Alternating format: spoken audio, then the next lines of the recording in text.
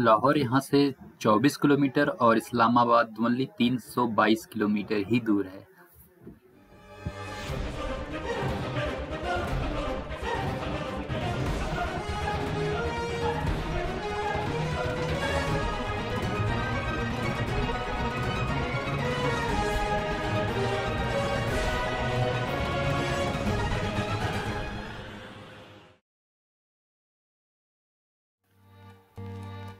Good evening friend. अभी रात के 10 बजे हैं और हम निकल चुके हैं अपने डेस्टिनेशन डलहौजी की तरफ। डलहौजी का जो रास्ता है वो पठानकोट से होकर जाता है और हम पहुंच चुके थे मुरथल। इस बार हमने सुखदेव ना जाके करम धरम जाने का प्लान किया।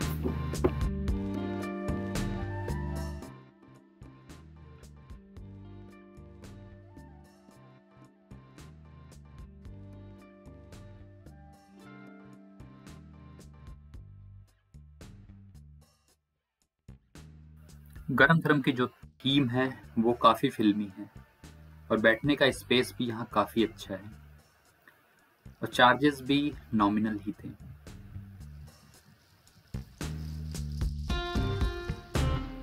लेकिन यहाँ की सर्विस हमें बहुत अच्छी नहीं लगी और फूड क्वालिटी भी उतनी अच्छी नहीं थी।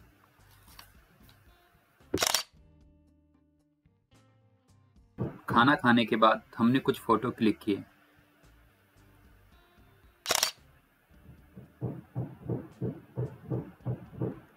और आगे अपने डेस्टिनेशन की तरफ निकल गए।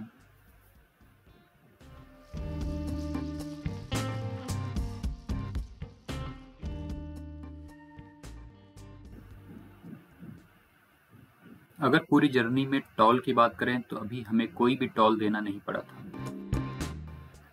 राजपुरा तक जाते जाते काफ़ी रात हो गई थी, इसलिए हमने अपनी रात मयूर होटल में बिताई। अगली सुबह जल्दी ही होटल से चेकआउट करके हमने एक ढाबे पे ब्रेकफास्ट किया और ब्रेकफास्ट करने के बाद हम अपने अगले डेस्टिनेशन के लिए निकल पड़े। जो रोड है वो काफ़ी स्मूथ है, आप देख सकते हैं। और हमने अपने प्लान में थोड़ा चेंज किया और पहले डलहौज ना जाके अमृतसर गोल्डन टेम्पल विजिट करने के लिए डिसाइड किया। वो कहते हैं ना, बिना बुलावे के कोई भी किसी तीर्थ स्थल पे विजिट नहीं करता है। हो सकता है हमारा भी बुलावा इस बार गोल्डन टेम्पल से आया हो। आगे का रास्ता बहुत ही खूबसूरत था। रोड पे ही जूस के छोटे छोटे स्टॉल लगे थे और हमने भी डिसाइड किया कि यहाँ पे फ्रेश जूस को एंजॉय किया जाए।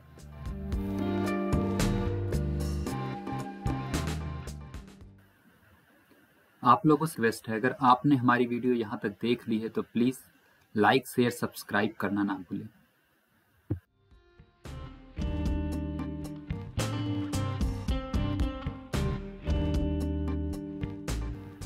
तो दोस्तों फाइनली हम अमृतसर पहुंच चुके थे।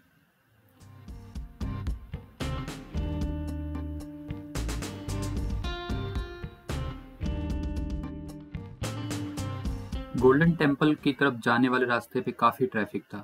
लगभग 1 घंटे हम यहाँ पे ट्रैफिक में फंसे रहे। ट्रैफिक क्रॉस करने के बाद हम पहुँच गए गोल्डन टेम्पल। अगर आप गोल्डन टेम्पल जाते हैं तो पार्किंग की चिंता ना करें, आपके लेफ्ट राइट दोनों साइड में एंट्री करते ही पार्किंग है।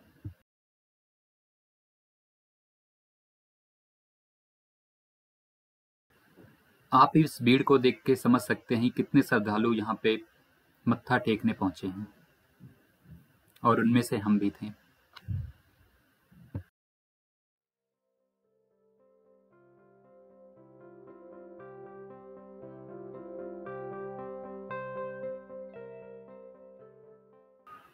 गोल्डन टेम्पल में ये मेरा पहला विजिट था और अब तक तो मैं टेम्पल के बारे में सिर्फ न्यूज़पेपर और इंटरनेट पे ही पढ़ा था,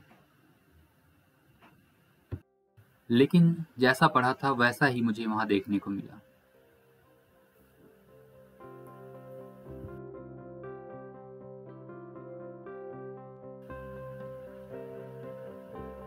कुछ देर गुरुद्वारे में सरोवर के पास बैठने के बाद हमने प्रसाद लिया और प्रसाद खाने के बाद हम लंगर हॉल में पहुंच गए। यहाँ आप देख सकते हैं कि पहले से कितने लोग लाइन में खड़े थे और हमें पता चला कि लंगर पूरे दिन चलता रहता है। कितने हजारों लोग यहाँ पे खाना खाते हैं। लंगर के बाद हम जलियांवाला बाग देखने के लिए पहुंच गए, जो वहां से वॉकिंग डिस्टेंस पे ही है। लेकिन अफसोस मेरे कैमरे की बैटरी डाउन हो गई थी, जिससे मैं वहां अंदर का कुछ भी रिकॉर्ड नहीं कर पाया। जलियांवाला बाग देखने के बाद लगभग आधे घंटे बाद हम निकल चुके थे बाघा अटारी बॉर्डर की तरफ।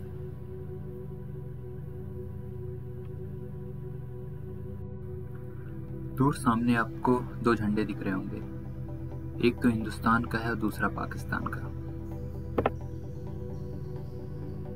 जैसा कि हमने बोर्ड पे देखा, पाकिस्तान यहाँ से केवल 25 किलोमीटर की दूरी पे है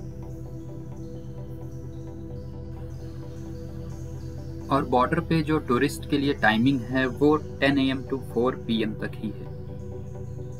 इसलिए अगर आप यहाँ जाते हैं तो आप 3 बजे तक यहाँ पहुँचने की कोशिश करें।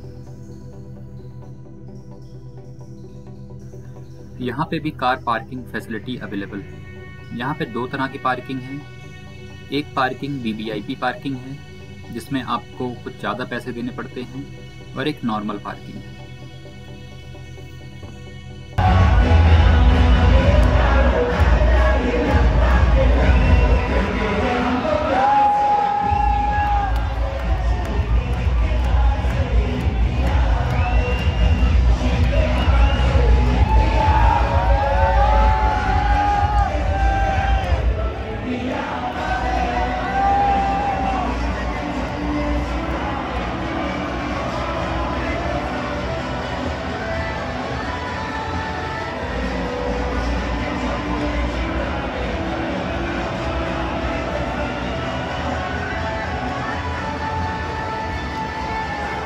इवनिंग परेड देखने के बाद दिल में जोश और देशभक्ति लिए हम अपने डेस्टिनेशन डलहौज की तरफ बढ़ गए।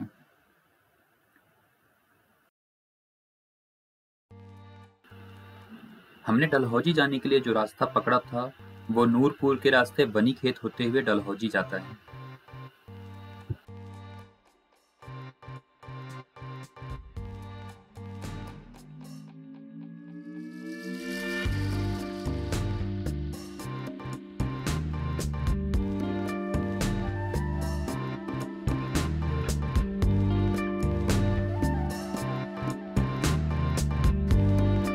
नूरपुर क्रॉस करते करते काफी रात हो चुकी थी और हमें ऐसा लग रहा था कि बस हम ही इस रूट पे चल रहे हैं।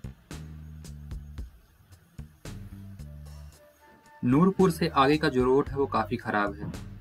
अगर आप आते हैं तो दिन में ही ट्रेवल करें इस रोड पे।